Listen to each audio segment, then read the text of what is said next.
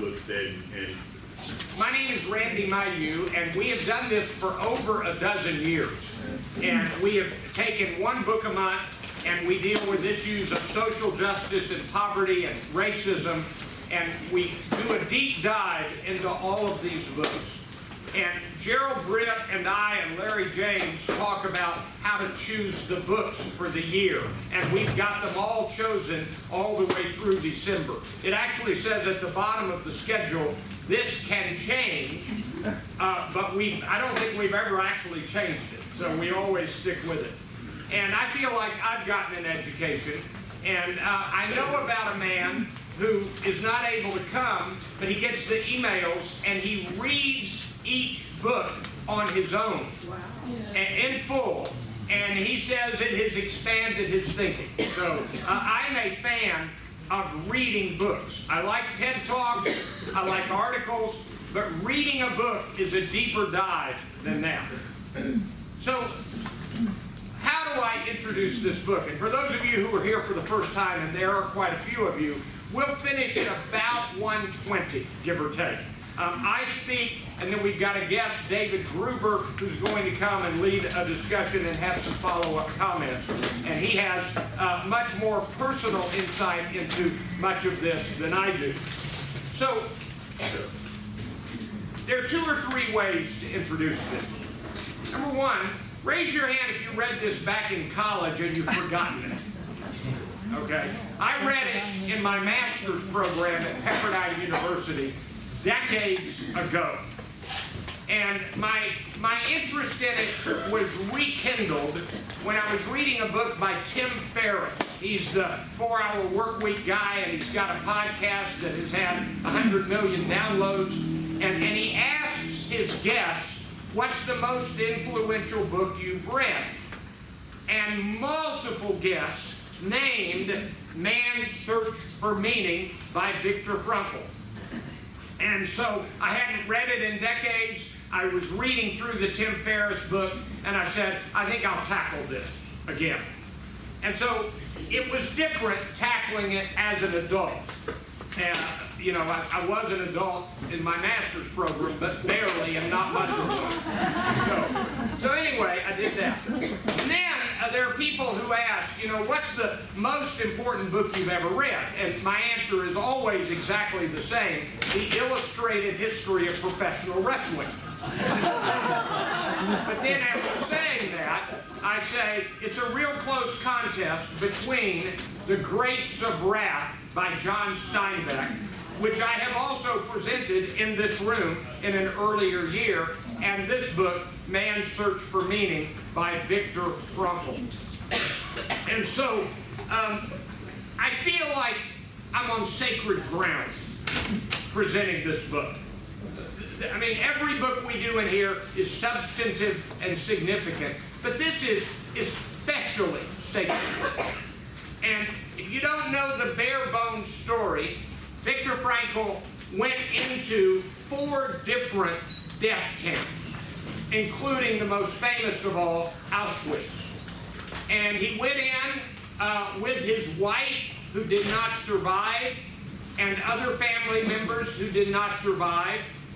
And he went in, and I'm getting ahead of the story a little, with a manuscript on logotherapy, a new approach to therapy. It's considered kind of the 3rd most important arm of therapy that came out of all of those decades. And he came in with that manuscript, and it was his life's work. And of course, the Nazis took everything away. And so one of the things he said was, I had to survive the camps in order to recreate my manuscript. And so that was literally one of the things that kept him going. I always think back to a scene in the movie Chariots of Fire when I think about anything related to the Holocaust. If you remember that movie, there's a man named Abrams who won the 100-meter dash in the Olympics many decades ago. And he was out on a date with an opera star, beautiful woman, and he says, I have to win when I race. And she said, surely that wouldn't matter. Why do you have to win? He says, because I'm Jewish. And she said, surely that couldn't matter. And he said, you've never been Jewish. And I've never forgotten that love. And when I do all of the books that I do here, I mean, I am a white male. This is not a good month or year to be a white male. But I am a white male, and I do not know what it's like to be black.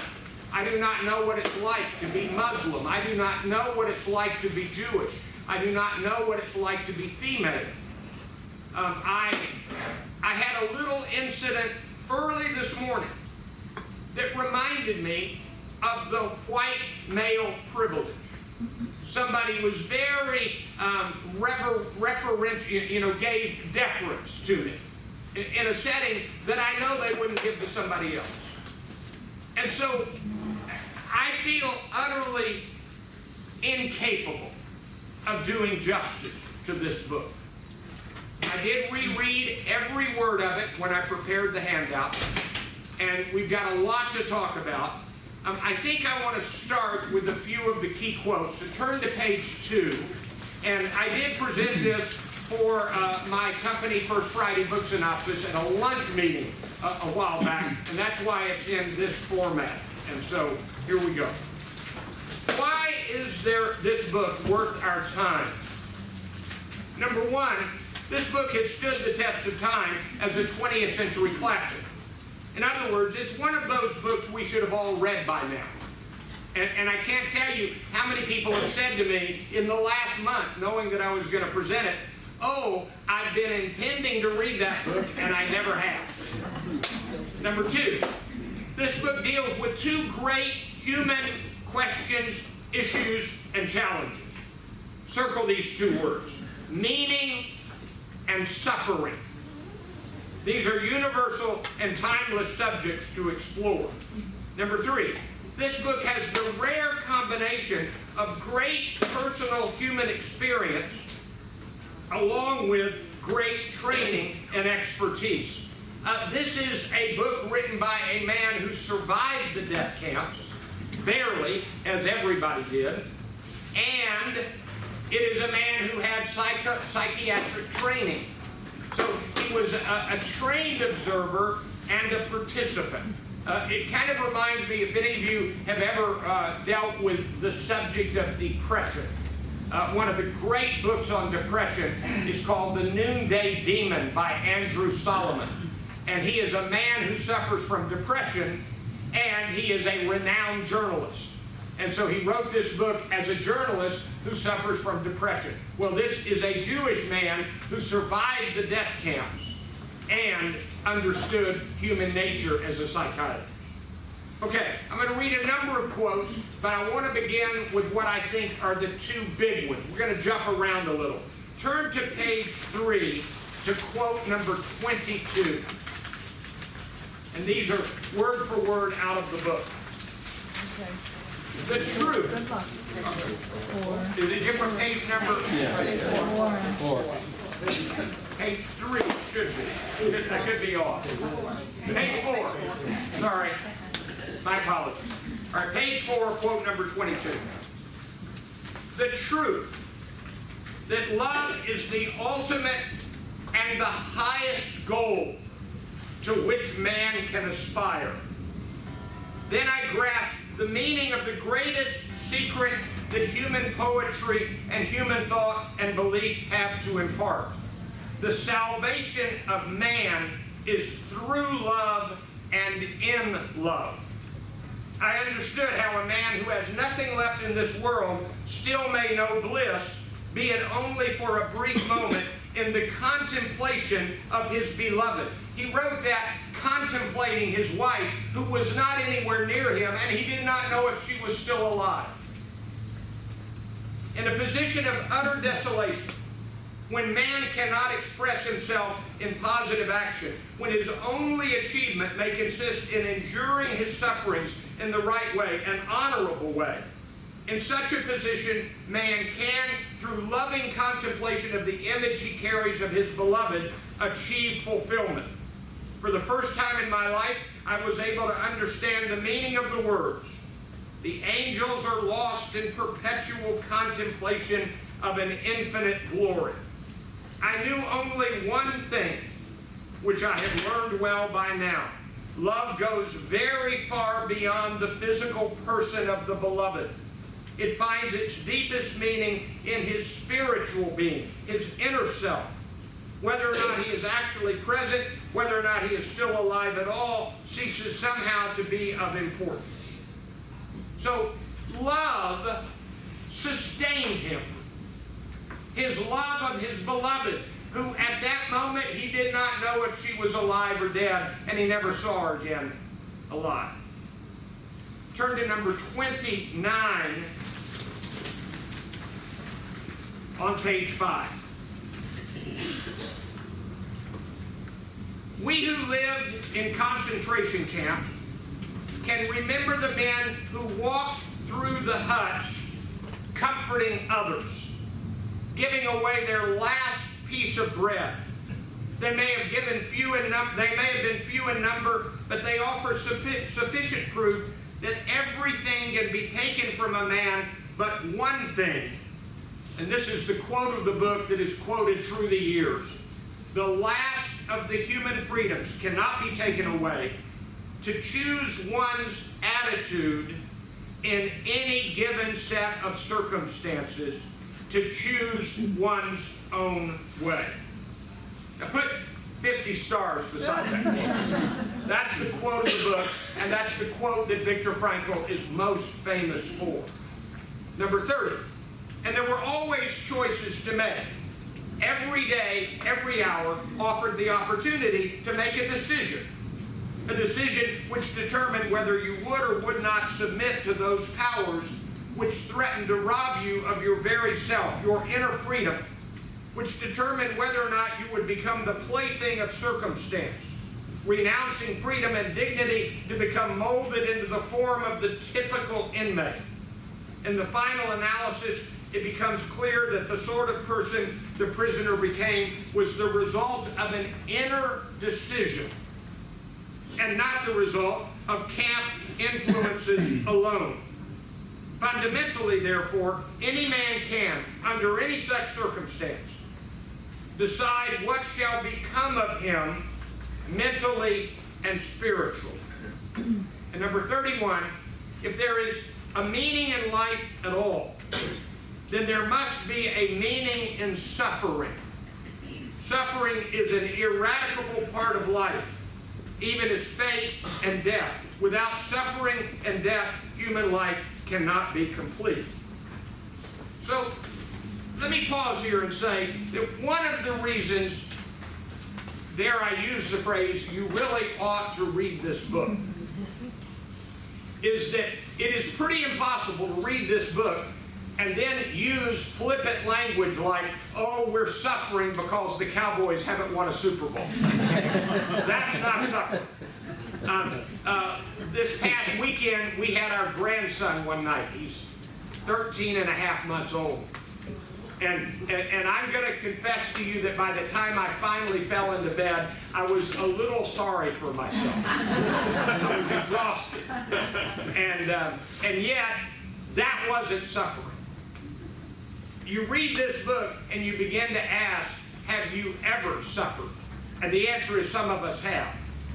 But you can't use the word flippantly and shallowly any longer after you read a book like this. It's a serious thing. Okay, we're going to do a lot more reading of quotes before I get to the other stuff. Turn now to back to page 2. And I think I'll be correct on the numbers here. All right.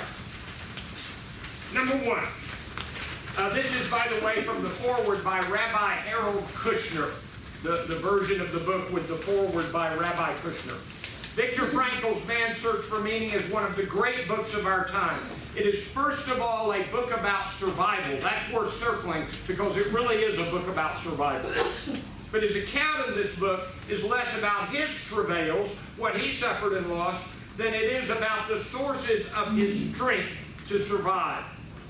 And Frankl, number 2, approvingly quotes the words of Nietzsche, "He who has a why to live to live for can bear almost any how.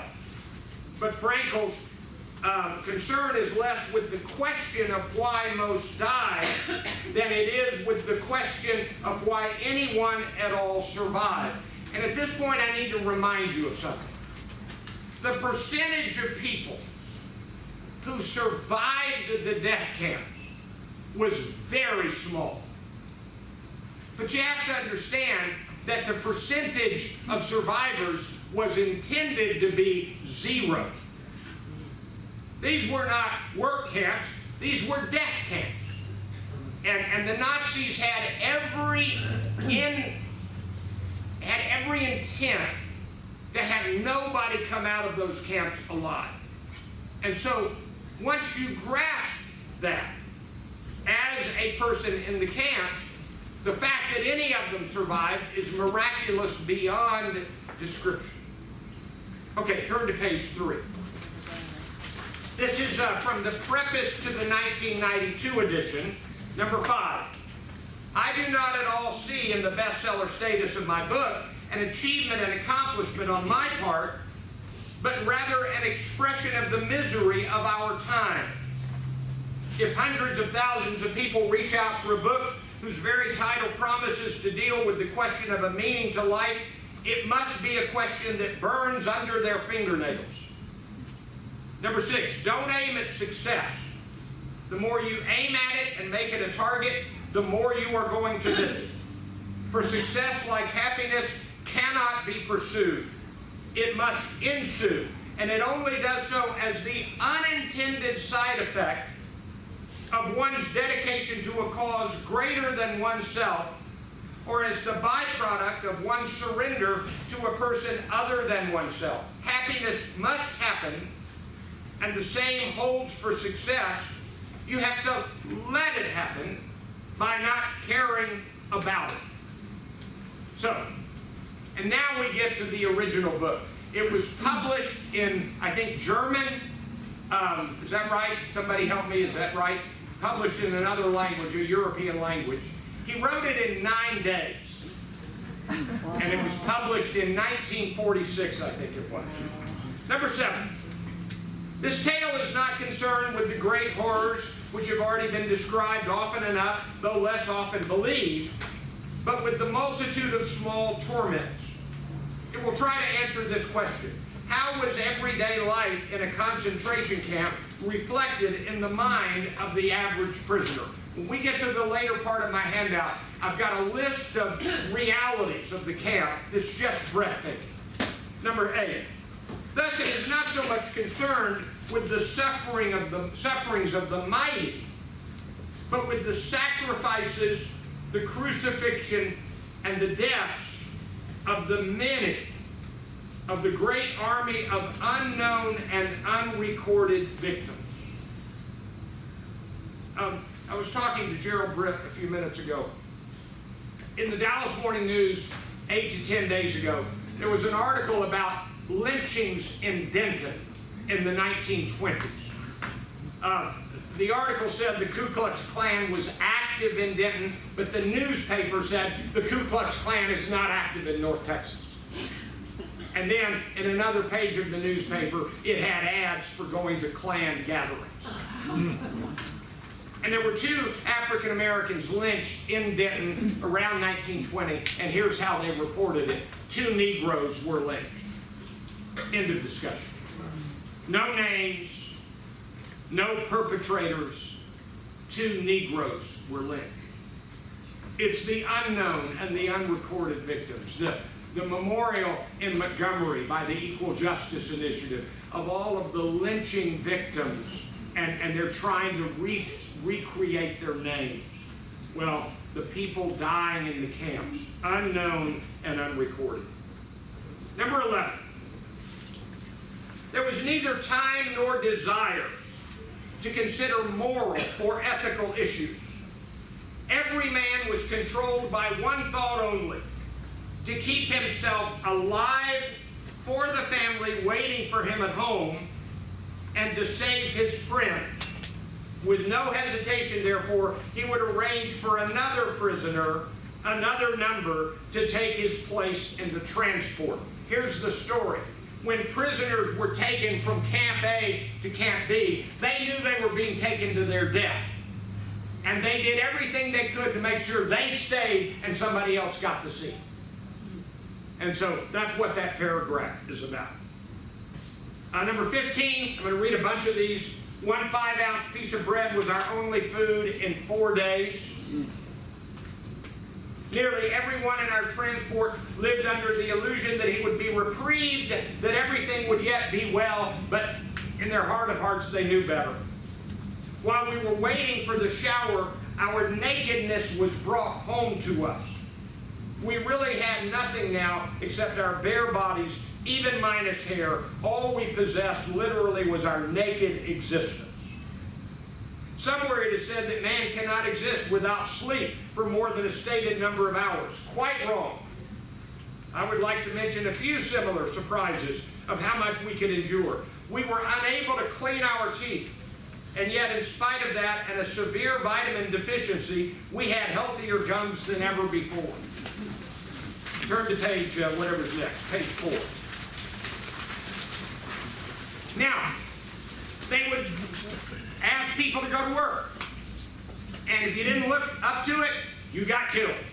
So, number 19, if you want to stay alive, there is only one way: look fit for work.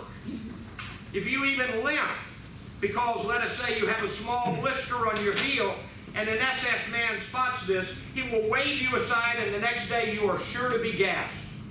Therefore, remember, shave, stand, and walk smartly. Then you need not be afraid of gas. So that's the reality they dealt with. All right? Number 24. Put a star beside 24. Humor was another of the soul's weapons in the fight for self-preservation. And so they relied on humor. And I'll talk a little bit more about that in a minute. Number 25, we were grateful for the smallest of mercies. Turn the page.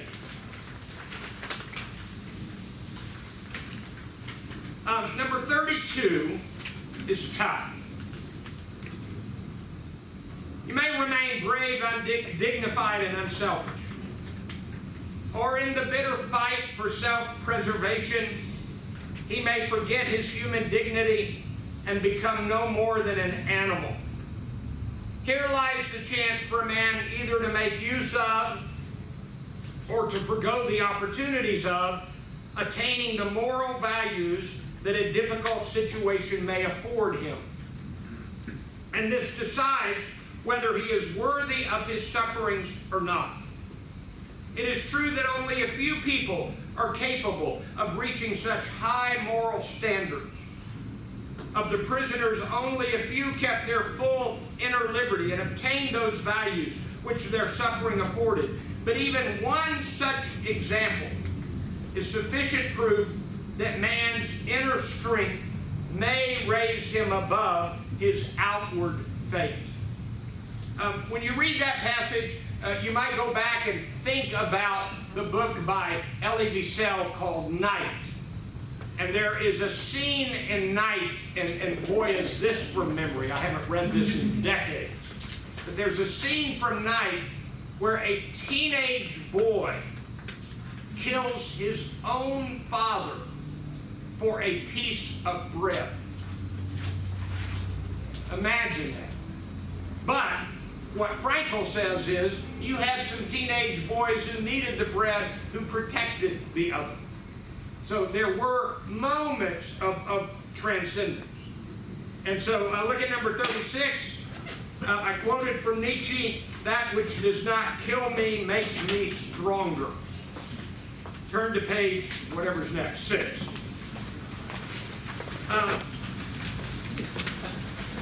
You now have a section in the book that introduces logotherapy, and I'm just going to read a couple of these quotes. Number 43, logotherapy focuses on the future. That is to say, on the meanings to be fulfilled by the patient in his future. It's a meaning-centered psychotherapy. Remember, he developed this before the camps. According to logotherapy, this striving to find a meaning in one's life is the primary motivational force in man. That's a whopping premise. Underline that. It's the primary motivational force in man, the search for meaning. Man's search for meaning. Number 47, it can be seen that mental health is based on a certain degree of tension.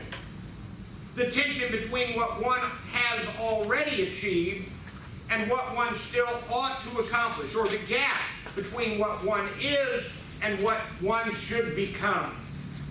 And number 52, how does one find meaning? The first is by creating a work or by doing a deed. The second is by experiencing something or encountering someone. In other words, meaning can be found not only in work, but also in love. Okay, we're going to take 60 seconds, turn to the person next to you, and discuss one of the quotes we've read. Ready? Go. 60 seconds.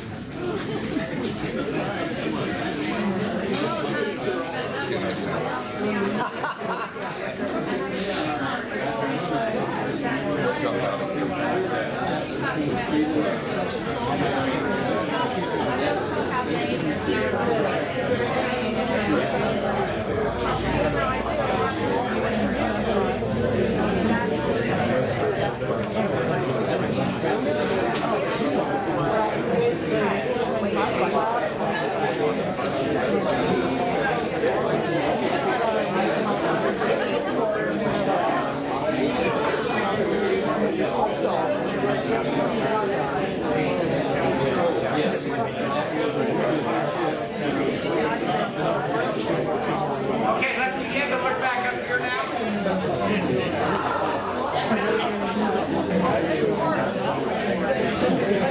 Let me be a little more assertive. Let's look back up here.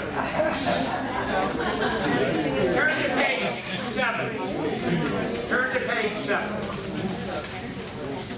I've already read the quote on the left. That we who lived in concentration camps can remember the men who walked through the huts, comforting others, giving away their last piece of bread. Man's search for meaning makes one clear and compelling point. People need meaning to keep living. And in a minute, you're going to see a couple of items from the experience that explains this. This search for meaning leads to a different meaning for each person. It's not everybody having the same meaning. But finding that meaning is essential for life itself. Okay.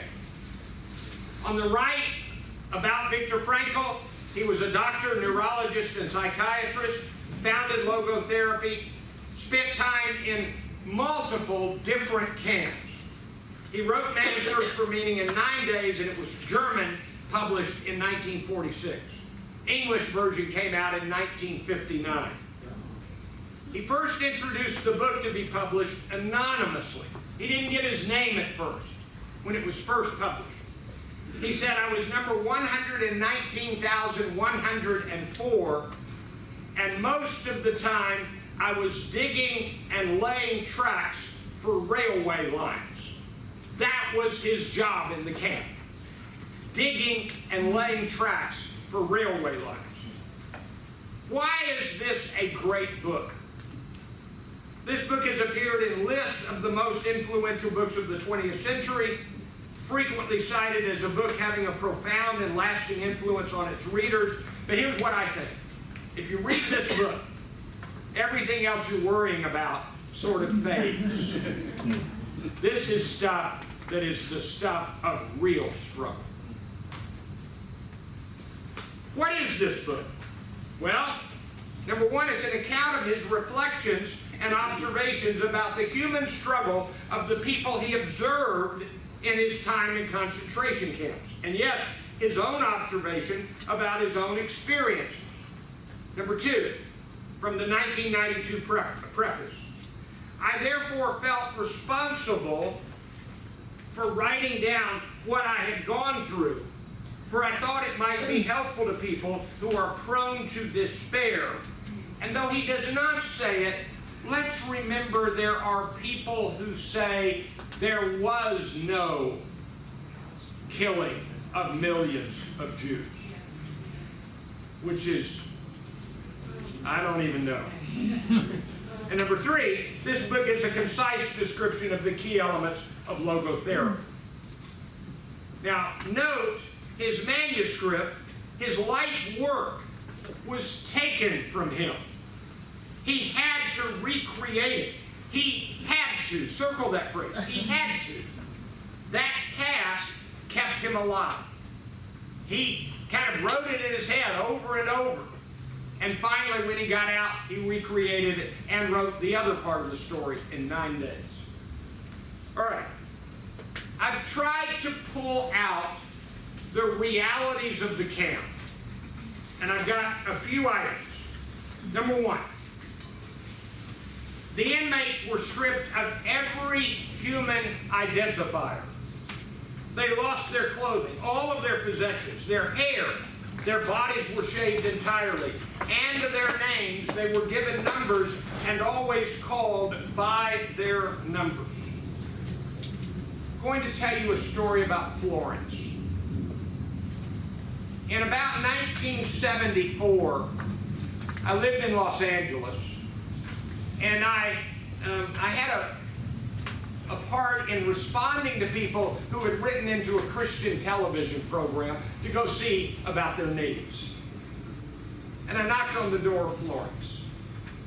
And I ended up going back a number of times. This is in Los Angeles.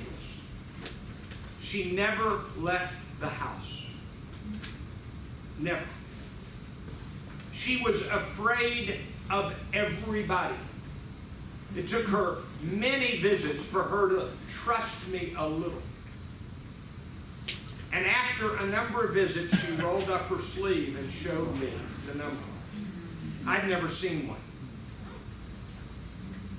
And I mean, I guess Florence was the one who said the ripple effects, long term, never go away. Never go away. Number two, there was inadequate nutrition, medicine, personal hygiene. Every human comfort was withheld from the inmates. And let me remind you, this is different than the fires sweeping down Malibu and you rush out of the house to get to a safe place, grabbing one picture of it. I mean, these are people who had everything taken away because they were Jewish. That's the reason. Number three, the struggle was the struggle to keep going or to give up and face certain death. Number four, this book describes the surprising power and apparent deep human need for artistic expression. This was fascinating. He described how these frail bodies that were basically skeletons would push the beds off to the side and create a stage, and he said, quote, a cabaret was improvised from time to time. And there was a deep appreciation in the inmates of the beauty of nature, but they would put on little entertainments. The other night, my wife and I'm going to be honest, I said I can't watch another cable news show. And I heard an interview, and we went on Netflix and we watched Bathtubs Over Broadway. Whatever you're doing, watch Netflix, Bathtubs Over Broadway. It's a documentary done by a former David Letterman humor writer about industrial musicals. Tony Randall was in some. Tony Award-winning people were in them. It was an escape from cable news. And I thought of that when I reread this before I came today. All right, number five, the book describes, put a circle beside number five, star this one. The book describes the signal of the cigarette. When an inmate would stay in the cabin and smoke a cigarette, they were used to trade with and all sorts of things. When he smoked it, that was the signal that he'd given up. He would soon die after that. So to smoke a cigarette was, I'm dying now. More important, the cigarettes could be exchanged for 12 suits, and 12 suits were often a very real respite from starvation. There was always, number 6, a mad scramble for anything salvageable or better from the body of the dead. When a person died, they all grabbed his shoes or any piece of clothing or finding anything he had squirreled away. Number 7, and just a word about the horror of the pointed finger. One at least had to look healthy enough to work, or the finger pointed to death. His right hand was lifted, and with the forefinger of that hand he pointed very leisurely to the right or the left. None of us had the slightest idea of the sinister meaning behind that little movement of a man's finger pointing now to the right and now to the left, but more frequently, far more frequently, to the left. That was death. And a word about the spread of information within the camp. Somehow within the camp they learned, don't go to Malthusen. Malthausen. It was to be feared. And there was something in the news recently about somebody connected to Malthausen, and in the book Willful Blindness, there is a chilling account of the way they murdered the Jewish people in Malthausen. Inmates discussed food endlessly, inmates discussed politics, and discussed and practiced religion. Are people good or evil, swine or saints? After all, man is that being who invented the gas chambers of Auschwitz. However, he's also that being who entered those gas chambers upright with the Lord's Prayer or the Shema Yisrael on his lips. There were good guards and bad guards, but there was a resignation to circumstances.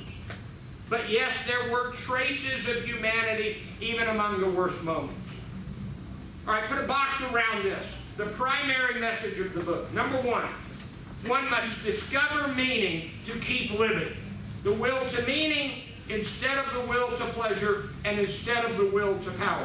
Message 2, one has little control over what might happen, but the individual has the freedom to choose how he or she will respond to the situation, to choose one's attitude in any given set of circumstances, to choose one's own way. You got lots in there that remind you of Maslow, physiological need. You become an animal. What does this mean? Woe to him who saw no more sense in his life, no aim, no purpose, and therefore no point in carrying on. Life ultimately means taking the responsibility to find the right answer to its problems and to fulfill the tasks which it constantly sets for each individual.